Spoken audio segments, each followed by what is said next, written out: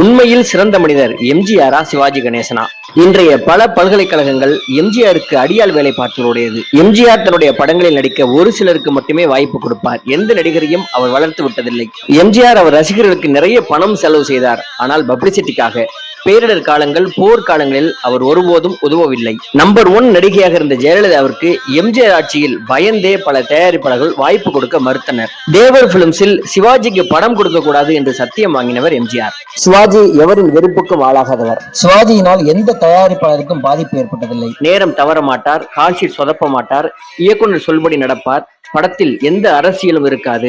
மிகுந்த தன்மானம் உள்ளவர். ஒரு போஸ்டருக்காக திமுகவிலிருந்து விலகியவர். ஜெமினி, SSR, முத்துராமன், சிவகுமார், ரஜினிகாந்த் என்று தனக்கு அடுத்த நிலையில் இருந்த நடிகர்களை தன் படங்களில் வாய்ப்பளித்து வளரவிட்டவர். பேரிடர் என்றால் சிவாஜி வரிந்து கட்டிக்கொண்டு உதவி செய்திருக்கிறார். மனோரமாவை சொந்த தங்கையாக நடத்தினார். ஜெயலலிதாவை சொந்த மகளை போல நடத்தினார். சிறந்த மனிதர் எம்ஜிஆரை விட